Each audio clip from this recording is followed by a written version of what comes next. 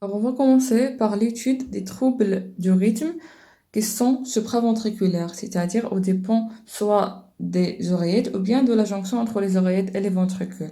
Et on va commencer par la première tranche, on peut dire, des arythmies supraventriculaires.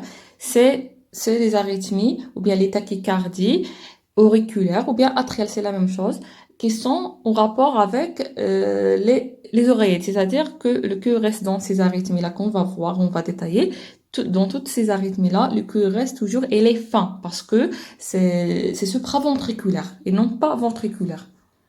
Et puisque c'est auriculaire, c'est-à-dire que l'onde P dans ces arythmies, on va trouver qu'il va être anormal, c'est-à-dire un peu, on peut dire bizarre même. C'est-à-dire c'est pas la P qu'on sait tous, une P qui va être suivie par un QRS, etc. Alors commençons par cet exemple-là, et je vous invite toujours à poser la vidéo et d'essayer de vous-même d'interpréter le rythme et la fréquence, et puis on va corriger ensemble. Alors, la première des choses, c'est vérifier que c'est un sujet interprétable. Alors, on considère que toutes les autres conditions sont bien assurées. Alors, le CG n'a pas de parasitage dans le CG. Et on doit vérifier aussi l'inversion des électrodes. On va vérifier l'étalonnage qui doit être un grand carreau par X et deux grands carreaux par Y. C'est-à-dire, on peut dire que c'est un ECG qui est interprétable. Alors, on commence l'interprétation, c'est le rythme et la fréquence. Le rythme, on va voir tout ça sur la dérivation des deux. Alors, le rythme régulier ou pas, comme vous pouvez voir, les RR sont constants. C'est toujours approximativement 4 grands carreaux pour chaque RR, c'est-à-dire que le rythme ici, il est régulier. Par la suite, on passe sinusal ou pas. Alors, on a l'onde P. Alors, on identifie aussi l'onde P qui précède le QRS, c'est positive. On va c'est positif sur D2, sur D1, sur V6. Mais la deuxième condition, on a beaucoup de P et un QRS, c'est-à-dire que chaque P n'a pas sa propre, on peut dire, sa propre QRS. On a plusieurs P sans QRS, c'est-à-dire sans conduction vers les ventricules. C'est-à-dire le rythme ici, elle est non sinusale. On a dit déjà, si on a un rythme non sinusal, on doit vérifier s'il s'agit d'un rythme, on peut dire situé ce rythme-là, s'il est supraventriculaire ou bien ventriculaire. Par quoi? Par les QRS. Alors ici, les QRS, on va voir que c'est sans fin ou pas. Les QRS, comme on l'a déjà dit, c'est sur les précordiales qu'on vérifie surtout les QRS. Alors on va juste calculer la distance ou bien l'épaisseur du QRS. Ça dépasse, c'est deux petits carreaux, ça dépasse pas trois petits carreaux, c'est-à-dire le QRS ici est fin. Alors lorsque le QRS est fin et on a un rythme qui est non sinusal, on peut dire que ce rythme-là, il est supraventriculaire. Et par la suite, on doit vérifier l'aspect des ondes P qui sont anormales ici. Ces ondes P, on peut voir que leur aspect il est un petit peu particulier. Il est particulier. On a plusieurs P, on a 3 à 4 P, P on a un QRS. Et on a une particularité, ces ondes-là qui sont successives, elles se succèdent sans retour à la ligne isoélectrique. C'est-à-dire, on a juste des ondes une après l'autre sans une ligne qui est horizontale entre eux. Cet aspect-là, on dit que c'est un aspect en dents de scie. Voilà. Alors, cet aspect-là, lorsqu'on a des ondes avec cet aspect, ça s'appelle des ondes F. Et cet ECG-là, c'est un flûtère auriculaire. Alors, le flûtère auriculaire, c'est une arythmie, c'est-à-dire le rythme, il est non sinusal et il est supraventriculaire car les QRS sont fins. Et le rythme, il est régulier. C'est primordial, c'est régulier pour parler du flûtère auriculaire. Avec un aspect des ondes P en dents de 600 retours à la ligne isoélectrique. Et avec une tachycardie énorme. Et comment calculer la tachycardie lorsque le rythme il est non sinusal? On la calcule non par rapport à l'espace RR, ça c'est pour lorsque le rythme il est sinusal. Dans ce cas-là, lorsque les P sont anormales, on va calculer ce qu'on appelle la fréquence auriculaire, c'est-à-dire par rapport au P, puisque le rythme est auriculaire, c'est-à-dire que l'influx électrique il est provoqué par les oreillettes et non pas par le nœud sinusal. Et l'oreillette, elle va provoquer plusieurs P. Dans une seule, après 4 ou 3 P, il va réussir à passer au ventricule. C'est ce qui explique l'aspect anormal de P. On a plusieurs P, 3 ou 4 P, un QRS. Et le temps qui sépare chaque P ou bien chaque, on peut dire, dépolarisation auriculaire est très étroit. On a plusieurs P à la fois. Et lorsqu'on va calculer la fréquence auriculaire, c'est-à-dire la fréquence des ondes de P, on va trouver qu'on a une fréquence qui est très très élevée. Et généralement, on va prendre une règle que lorsqu'on a une arythmie qui est, ou bien une tachycardie qui est supraventriculaire, la fréquence cardiaque, ou bien la fréquence supraventriculaire, on peut dire, pour être correct, elle va être très très élevée. Elle va passer parfois 300 battements par minute. Alors, la tachycardie ici, on doit la calculer. Et comment on va calculer la fréquence cardiaque? On ne va pas utiliser l'espace RR parce qu'on n'a pas un rythme sinusal, c'est un rythme qui est auriculaire. On va utiliser les P. On va calculer ce qu'on appelle une fréquence qui est auriculaire ou bien atriale, c'est-à-dire les atriums, les oreillettes, c'est la même chose. Alors, on va calculer par rapport à l'espace PP, c'est-à-dire entre deux ondes P successives.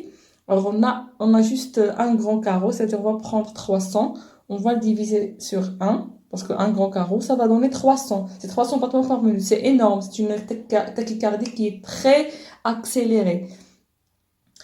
Et ça, ce qui définit trouble du rythme de type tachycardie, il faut toujours retenir que les troubles de rythme qui sont supraventriculaires, soit, c'est-à-dire surtout auriculaires, la fréquence cardiaque ou la tachycardie est exagérée, ça dépasse 300 parfois.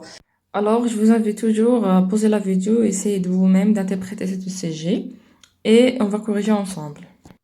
Alors voilà, il faut être méthodique en commençant par la qualité, les critères de qualité de CG.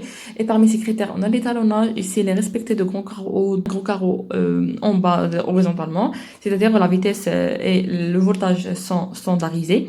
Par la suite, on va commencer notre interprétation, commençant par le rythme et la fréquence qui sont étudiés sur la dérivation des deux. Alors, la première chose, c'est régulier ou pas. Comme vous pouvez voir, les espaces RR sont bien constants, c'est-à-dire que le rythme ici, il est régulé. Par la suite, sinusal ou pas. Comme vous pouvez voir, au premier vue, c'est non sinusal parce qu'on a plusieurs P et un seul QRS, c'est-à-dire qu'il ne respecte pas la règle que après chaque P, on a sa propre QRS, et avant chaque QRS, on a une seule P, c'est-à-dire que le rythme ici, il est non sinusal. Après ça, il faut classer cette arythmie supraventriculaire ou bien ventriculaire par le complexe QRS. Alors, on doit juste calculer l'épaisseur de complexe QRS. Ici, on a par exemple 3 petits carreaux, c'est-à-dire que ça dépasse pas 3 petits carreaux, c'est-à-dire que c'est toujours fin, on a un QRS fin. Et lorsqu'on a un QRS fin, c'est-à-dire que les ventricules, on peut dire, on n'a pas le problème au niveau des ventricules, mais au niveau des supraventriculaires. C'est-à-dire que l'arythmie ici, elle est classée comme une arythmie qui est supraventriculaire.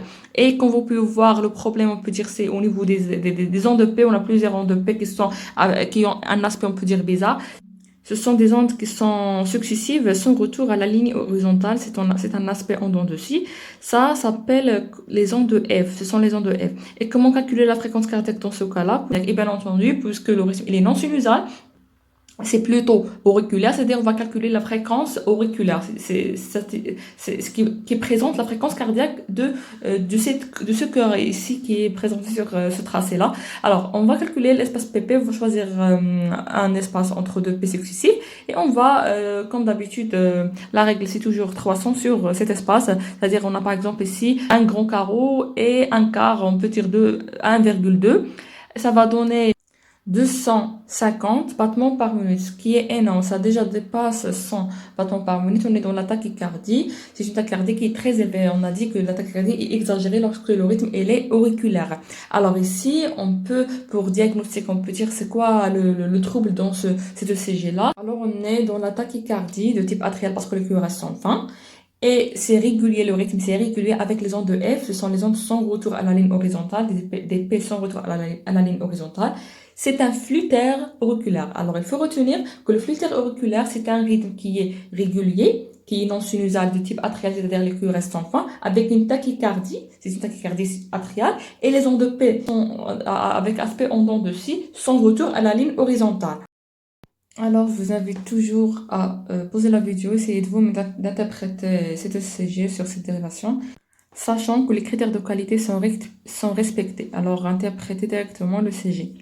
On va corriger ensemble, comme on l'a déjà dit, on commence par le rythme. Le rythme, il est régulier ou pas, comme vous pouvez voir, les espaces RR sont constants, c'est-à-dire que le rythme est bel et bien régulier sur cet ECG.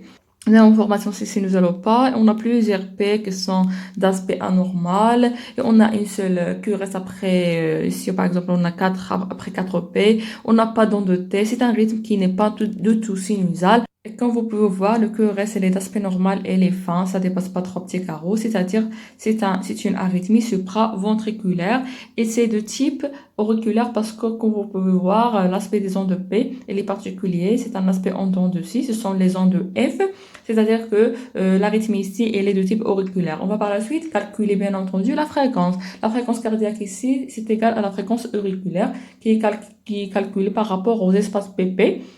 Par exemple, ici, on a un grand carreau entre cette PP, c'est-à-dire que c'est 300 sur un grand carreau, ça va donner 300 battements par minute. C'est déjà très, on peut dire accéléré, le rythme est très accéléré.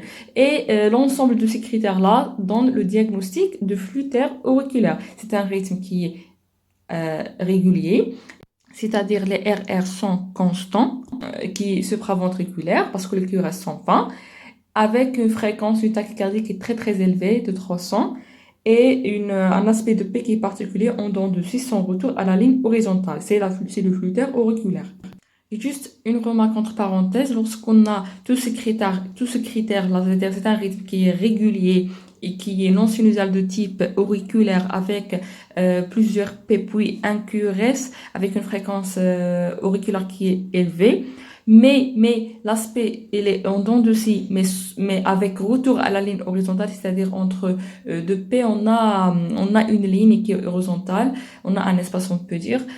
Dans ce cas-là, on parle pas d'un flux-terre auriculaire parce que parmi les critères de flux-terre auriculaire, c'est le non-retour à la ligne horizontale. Ici, dans ce cas-là, par exemple, on parle d'une tachycardie de type auriculaire, une tachycardie atriale ou bien auriculaire. Dans les deux cas, c'est-à-dire dans la tachycardie atriale et dans le flux-terre atrial, dans les deux cas, on a une tachycardie de type atrial, c'est-à-dire les QRS sont fins et le rythme, il est régulier, plus. Le rythme est toujours régulier dans ces deux cas. La différence, c'est juste l'aspect des P. On a le retour à la ligne horizontale dans la tachycardie atriale et on n'a pas le retour à la ligne horizontale dans le flux-terre auriculaire. Mais gardez dans votre tête juste le flux-terre auriculaire.